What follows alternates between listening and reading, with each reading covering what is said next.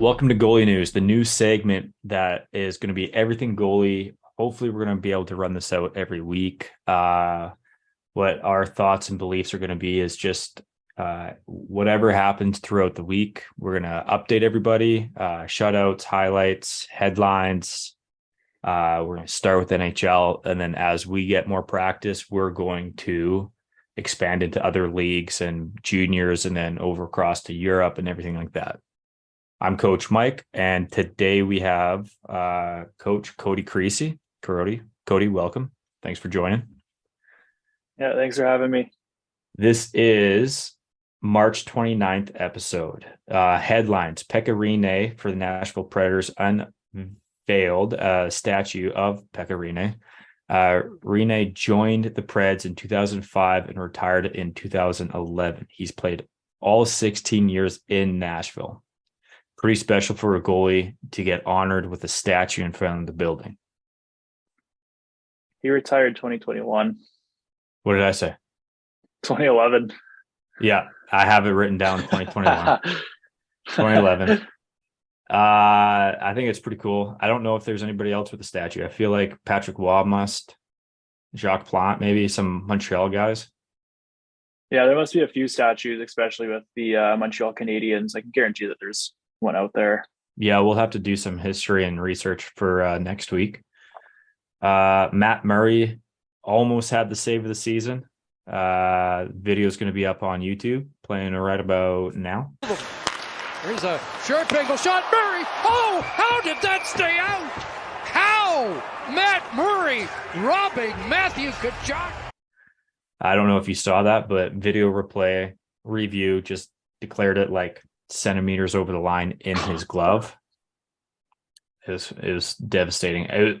It was kind of like a Carey Price save where he slid backwards, took the first shot off the thigh, and then reached back and caught it. Like, it looked amazing. But then the video replay was centimeters inside the line. Wow. Yeah. I need to get some more of that replay in our league, I guess. Yeah, no kidding. Your rink actually had cameras above the nets, just never used them. No, and they probably should have used them. Like how some officiating was in our league. It'd be really helpful. Yeah, no kidding. Igor Shesterkin channeled his inner Martin Brodeur with a flying poke check scorpion save. That's definitely a contender for save of the year. Yeah, and sure. The last headline that I have is Ryan Fanti, who is in the Oilers organization and is playing for Fort Wayne Comets in the East Coast League, scores a goal from behind the goal line. Next week, I want to look up how many goalie goals there have been in pro hockey this season alone, because it seems like an outrageous number, like almost a weekly occurrence now. Yeah, it's like someone started following me on Instagram and looked at my videos that they wanted to copy me. Yeah, no kidding. We're going to jump into transaction or movement. Joel Hofer sent back to Springfield, the AHL. He spent the last 2 weeks in St. Louis playing 5 games, ending with 3 wins, 2.79 goals against average, and a .915 save percentage. I think he had his first start. Was that this time he was up? Yeah, I want to say it was his first start. It looks like he's had a really good couple of games up with them. Yeah, and that would have been when Binnington was suspended. Yeah, that was it. Binnington suspended for 2 games, and then Hofer stepped up, and it looks like he ran the ball with it a little bit. Yeah. Jumping down, Binnington suspension's over. Binnington was suspended for 2 games for roughing and unsportsmanlike conduct against Minnesota. I'm sure his antics prior to that kind of helped make that decision. Yeah, well, they should have let the goalies go at that game. Him and Fleury going at it. That's something that the refs should start allowing a little bit more in the league. Get a little bit more active with goalie fights. They've seemed to cut down on that quite a bit. What's your opinion on the Quebec Major Junior League outlawing or banning fighting for next season. Now, I don't understand it. First, they're starting to take away visors from players, which is a big step into playing junior hockey. It's a big motivation to play junior hockey in the first place, and then to ban fighting. That's pretty ridiculous. Like, it's a part of the game. It's a part of physicality in the game, toughness, and hockey players are one of the toughest people in the world. That's why you see them being firefighters or police officers. It's because they're so tough. So taking away that just takes away a lot of the toughness from hockey. It also takes away the ability for players to self-police themselves. Yeah, for sure. Especially with going into cages. I don't know if the Q's doing that, but like in junior B, you're back in cages and sticks are going wild. There's no real respect with where your stick's at anymore.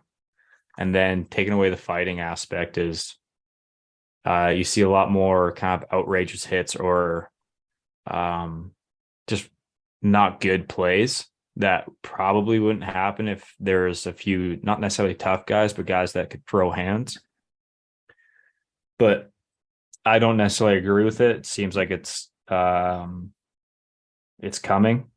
It's what separates us from other major sports, but for some reason, people higher up want it out.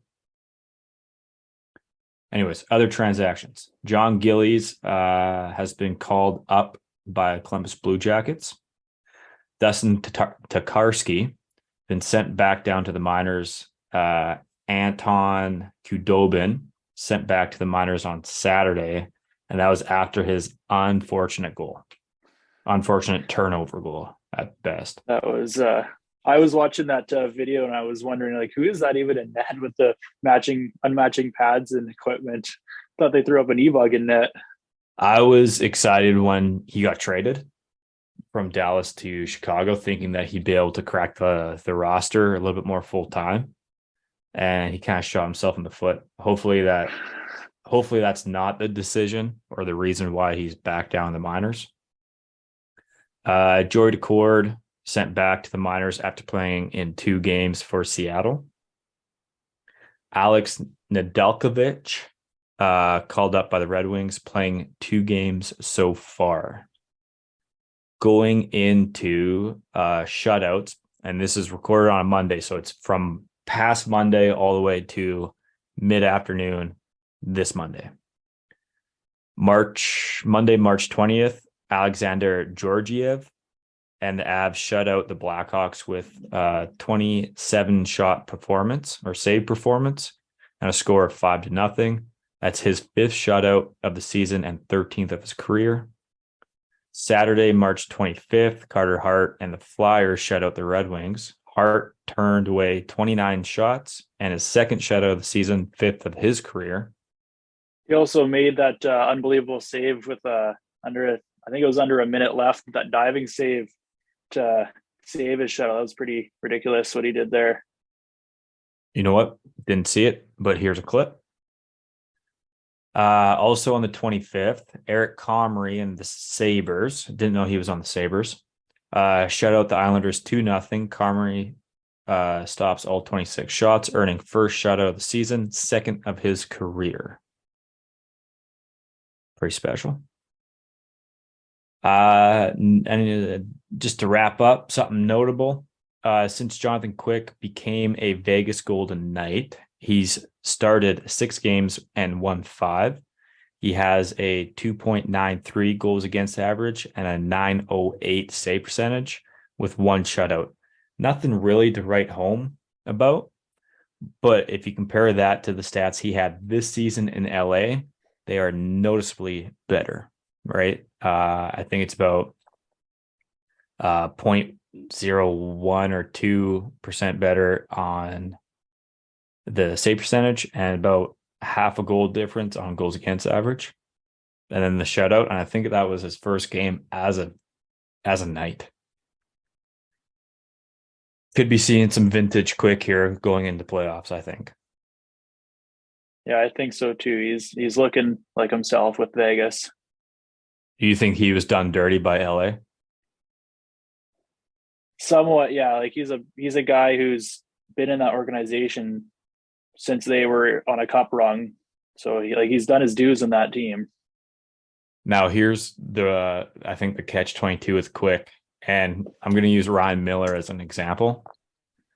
Ryan Miller transitioned when he moved to Vancouver to becoming like the backup role goalie, right? Still very consistent. Like you kind of knew what you're getting. If you needed him, he was there and dependable. Excuse me. Like if he needed to play more minutes, he could, right? But I think his task at first was, or by the end was supporting Gibson when he was coming up. Do you think Quick has that capability of taking that step back and being the support role? Or do you think he's too competitive and wants to start? That almost sounds negative, but do you think he's too competitive to take that backseat role? Yeah, that's a hard decision because he's a really good guy and a very competitive guy. And you got to look at who's coming up with him, like Logan Thompson and Quick battling it out. Logan's already proved to himself to be a starter. Does Quick want to jump onto a team to be an A1, A2, or does he want to jump onto a team to be a 1 and 2? So yeah. Logan's and then they also have Andon. They also have Andon Hill, don't they? Yeah, they have Hill as well, which I think I saw yesterday that first time ever in an organization that 4 goalies have gotten wins in a row. They've used 4 goalies, and they've used 5 goalies. They've used 5 goalies this year, which is pretty ridiculous. Yeah, well, I think Vegas' first year they used 7? Probably pulling up. Was it Ferguson with Kamloops? Yeah, totally forgot to add Dylan Ferguson getting his first start and first win with Ottawa. Ferguson, March 20th, first game, first win, 1 goal against, 49 shots, 48 saves. Wow. Which is crazy. That's ridiculous. 5 days later, he played New Jersey Devils, lost, 4 goals against, 34 shots against, 30 saves. So I'd say pretty good start, I'd say, especially with being on Ottawa, not the best defensive team. Anything else breaking news? Logan Thompson out with injury again. Do we know what? Last game. Looks lower body injury. That's too bad. It is too bad, but it's a good thing that they picked up Quick. That's going to be a very big thing for them to go into the playoffs, have more confidence, having 2 guys that they're confident with, and even having Hill as the third or even backup right now. They kind of have the deepest, the best depth for goalies right now. Yeah, Patera get called up from the minors. He had 2 solid games as well. There's been a lot of goalies this week getting called up and having really solid games. Yeah. All right, this has been episode 1, or the inaugural episode of Goalie News. Come back every Wednesday, as these should be, keyword should be. We don't know what it's going to be like over the summer. Probably just talking about trendy videos of who's training and new pads and blah, blah, blah. But you can follow us on Instagram, TikTok, YouTube, all at the Goalie Corner Podcast. Or you can follow One Stop Goaltending on YouTube, TikTok, Instagram, and Facebook. If you have anything that you think is newsworthy, please reach out to us via email at thegoaliecorner@gmail.com. Have a good day. See you next week.